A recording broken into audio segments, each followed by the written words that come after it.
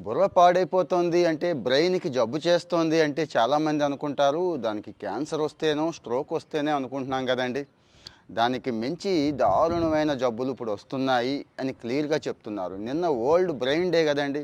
Brain డేలో చాలామంది డాక్టర్లు చాలా విషయాలు చెప్పారు. చాలా రిపోర్ట్‌లు నిన్న డిస్కస్ చేసుకున్నాం గదా! అందులో ప్రధానమైనవంతా సారం అంతా గూడా మీకు ఇచ్చేస్తానండి. ఈ మధ్య కాలంలో ఓవర్‌లోడ్ ఎక్కువైపోతుంది. ఇక పెద్దవాళ్ళల్లో అయితే ఎమోషనల్‌గా ఇంబాలెన్స్ చేసుకోలేకపోవడం, వర్క్ ప్లేస్ కల్చరు, ఇంట్లో కల్చరు ఇవి చాలా దారుణంగా తయారైనాయి కదా! సరే అదేనా అనుకుంటే అన్నిటికంటే పెద్ద ప్రమాదం డిజిటల్ ఓవర్‌లోడ్ ఎక్కువైపోయిందండి. డిజిటల్ ఓవర్‌లోడ్ అంటే స్క్రోలింగ్ అండి. ఇంకా స్క్రీన్ చూస్తూనే ఉంటాం, స్క్రోల్ చేస్తూనే ఉంటాం. ఎటు పోతుందో తెలీదు, ఏమైపోతుందో తెలీదు. బ్రెయిన్ ఫ్యాటిగ్గి అంటున్నాం కదా! బ్రెయిన్ ఫ్యాటిగ్గి వచ్చేస్తుందండి. అంటే చూసినంతసేపు బానే ఉంటుంది. సినిమాకెళ్ళినప్పుడు గూడా ఒకసారి అబ్జర్వ్ చేయండి. ఆ 2, 3 గంటలు బానే ఉన్నట్టుంటుంది. తర్వాత కాస్త నీరసంగా అనిపిస్తుంది గదా!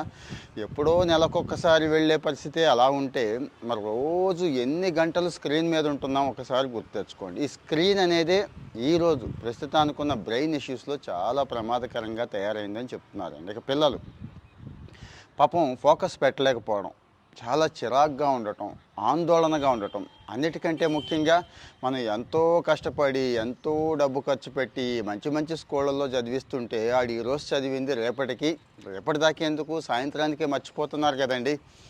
దానికి కారణం కూడా ఇదే. ఏది? Digital overload. దానికి కారణం కూడా ఈ డిజిటల్లీ ఓవర్‌లోడే కారణం అని చెప్పి చాలామంది చాలా క్లియర్‌గా చెప్పేశారండి. చాలా క్లియర్‌గా చెప్పేశారు.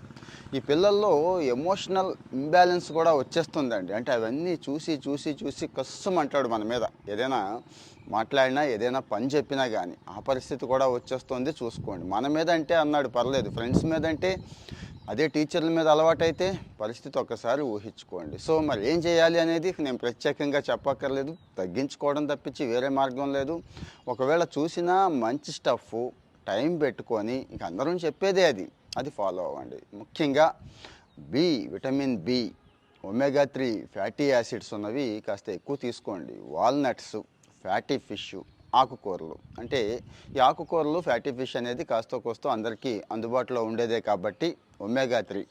రెండోది యాంటాక్సిడెంట్స్ అండి, మర్చిపోవద్దు. యాంటాక్సిడెంట్ రిచ్ ఫుడ్ అని చెప్పి కొట్టండి. చాలా చీపులో రూపాయి, ₹2 నుంచి ₹10 దాకా దొరుకుతోంది. డైలీ అది మీ ఫుడ్లో ఉండేలా చూసుకోండి. ఇక రిలాక్స్ అవ్వడం మర్చిపోవద్దు. రిలాక్స్ అంటే మళ్ళీ ఫోన్ చూస్తూ కాదు.